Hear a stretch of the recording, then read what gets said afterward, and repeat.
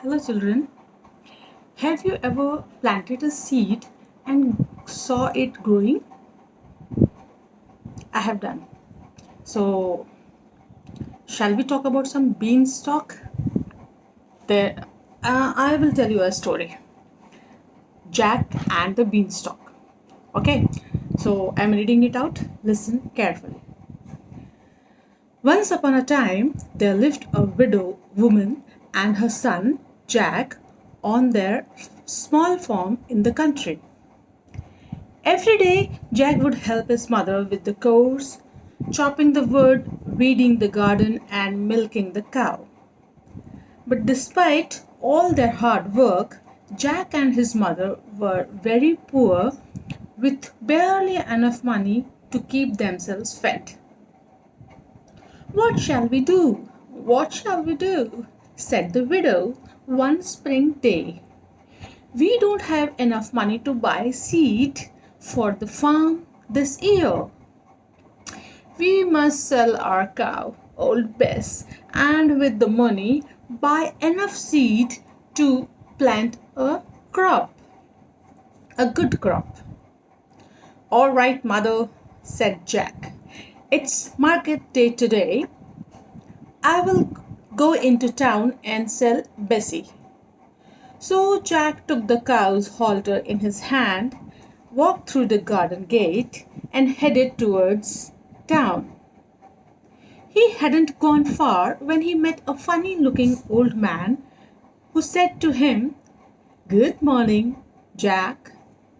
"Good morning to you," said Jack, wondering how the little old man knew his name.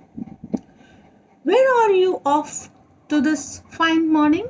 asked the old man. "I am going to the market to sell our cow, Bessie." "Well, what a helpful son you are!" exclaimed the man. "I have a special deal for such a good boy like you."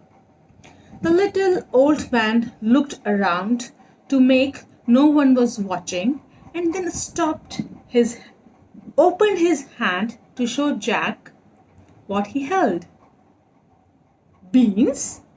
asked Jack, looking a little confused. "Three magical bean seeds to be exact, young man. One, two, three. So magical are they that if you plant them overnight, by morning they grow right up to the sky," promised the funny little man. "And because you are such a good boy, they are all yours in trade for that old milking cow." "Really?" said Jack. "And you are quite sure they are magical?" "I am, indeed. And if it doesn't turn out to be true, you can have your cow back." "Well, that sounds fair," said Jack as he headed over Bessie's halter, pocketed the beans, and headed back home to show his mother. "Back already, Jack?" asked his mother. "I see you haven't got old Bess. You have sold her so quickly. How much did you get for her?" Jack smiled and reached for his pocket. "Just look at these beans, mother. They are magical. Plant them overnight and—" "What?" cried Jack's mother. "Oh, silly boy. How could you give away our milking cow for three measly beans?" And with that, she did the worst thing Jack had ever seen her do. She burst into tears. Jack ran upstairs to his little room in the attic, so sorry he was, and threw the beans angrily out the window, thinking, "How could I have done so foolish? I have broken my mother's heart." After much tossing and turning, at last Jack dropped off to sleep. When Jack woke up the next morning, his room looked strange. The sun was shining into part of it like it normally did, and yet all the rest was quite dark and shady. So Jack jumped up, dressed himself, and went to the window. And what do you think he saw?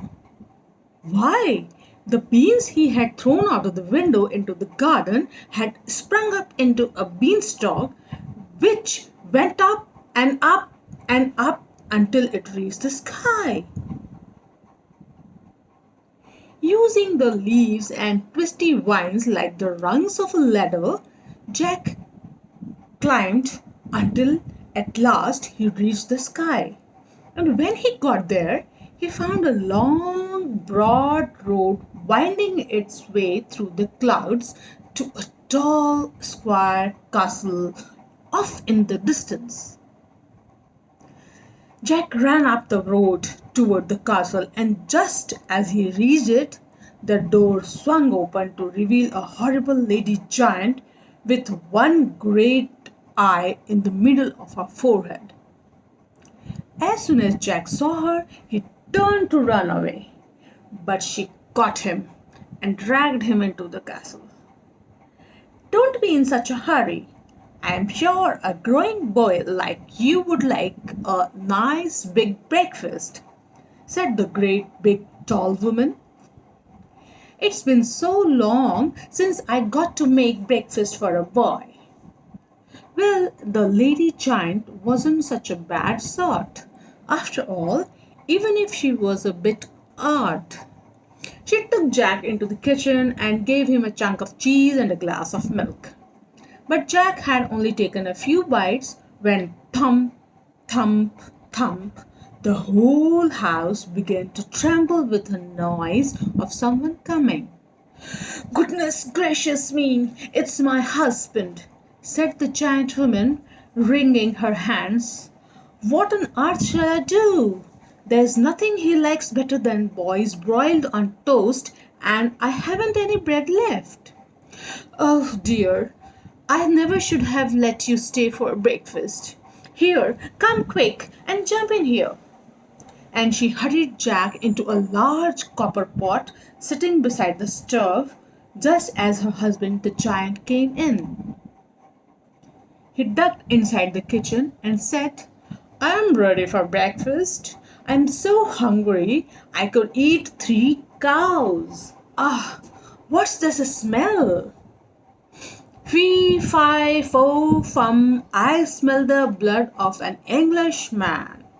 Be he alive, be he dead, I will have his bones to grind my bread. Nonsense, dear, said the wife. We haven't had a boy for breakfast in years. Now you go and wash up, and by the time you come back, your breakfast will be ready for you.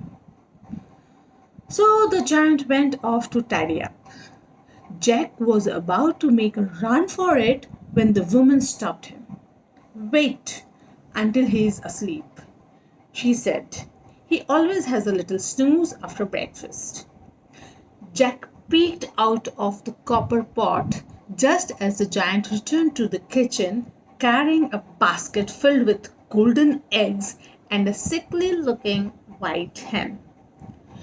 The giant poked the hen and growled, Lay, and the hen laid an egg made of gold, which the giant added to the basket.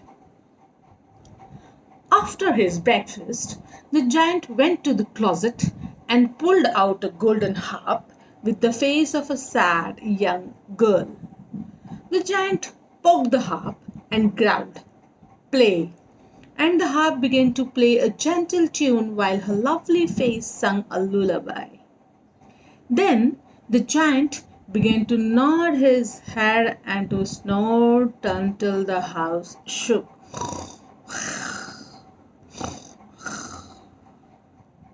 When he was quite sure the giant was asleep, Jack crept out of the copper pot and began to tiptoe out of the kitchen.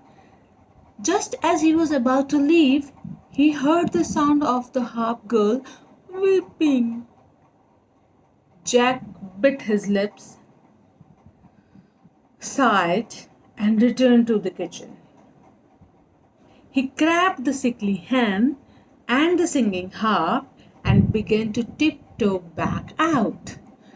But this time the hen gave a cackle which woke the giant.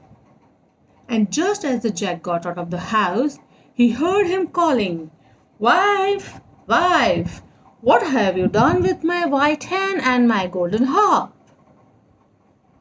Jack ran as fast as he could, and the giant, realizing he had been tricked, came rushing after, away from the castle and down the broad winding road. When he got to the beanstalk, the giant was only 20 yards away when suddenly he saw Jack disappear. Confused, the giant peered through the clouds and saw Jack underneath, climbing down the for dear life. The giant stomped his foot and roared angrily. "Fee, fi, fo, fum! I smell the blood of an Englishman. Be he alive or be he dead, I will have his bones to grind my bread."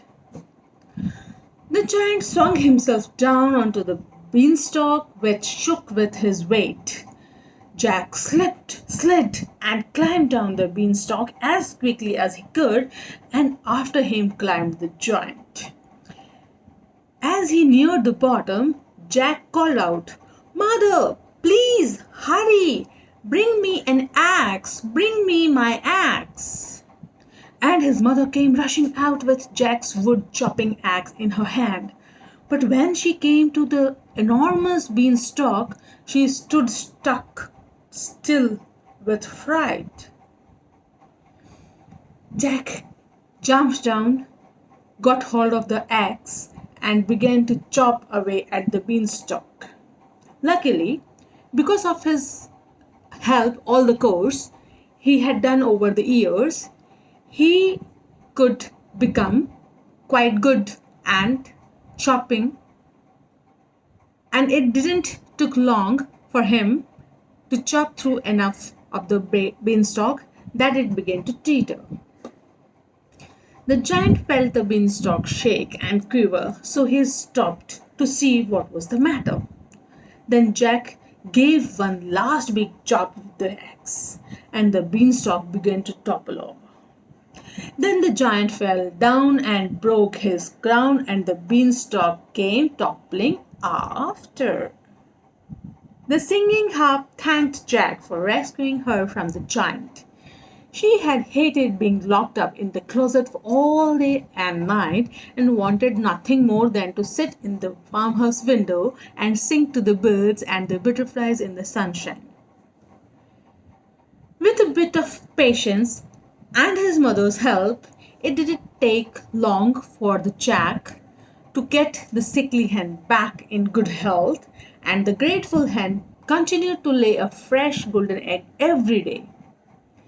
Jack used the money for selling the golden eggs selling the golden eggs to buy back old Bess, purchase seed for the spring crop, and to fix up his mother's farm.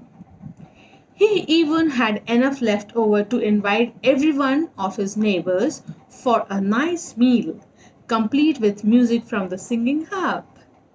And so Jack and his mother and old Bess and the golden harp and the white hen live happily ever after. I will come up with another story next time. Till then, see you. Bye bye.